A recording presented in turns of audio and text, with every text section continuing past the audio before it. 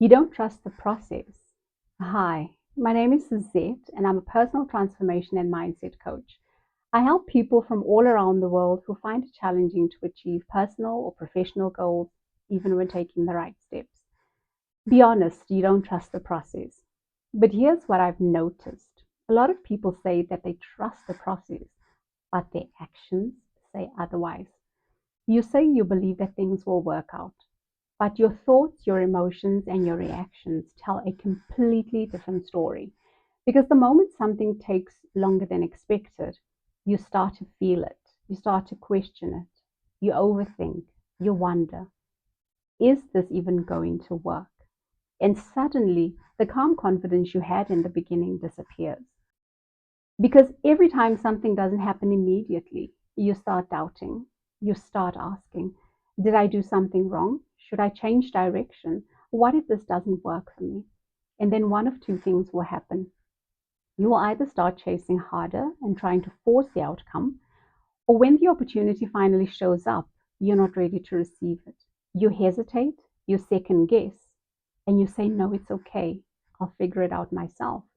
And just like that, you block the very thing that you asked for. Does that sound familiar? So let me ask you something. And I want you to answer this honestly. On a scale of 1 to 10, how certain are you that things will actually work out for you? Not hoping, not wishing, but how certain are you? Without trying to control everything, without constant doubt, without fear creeping in, without unknowingly self sabotaging. Pause for a second and really think about your number, because anything less than certainty matters more than you think. And I mean truly certain. Because anything less than certainty creates resistance, and resistance blocks. Blockages look like this: doubt, fear, overthinking, the need to control everything, self sabotage. But here's the truth that most people miss: you don't receive what you want. You receive what you focus on most of the time. So if your dominant state is doubt, then what are you reinforcing? You will experience what you are reinforcing. This is the receive phase, and it's built on one thing: trust. Not forced belief, not fake positivity, but grounded certainty. Because here's what happens: you do the inner work, you set your intentions, you allow your thoughts, your feelings, your actions, and you align them. But then doubt creeps in, fear shows up, and instead of reinforcing your vision, you start feeding the fear. And whatever you feed grows.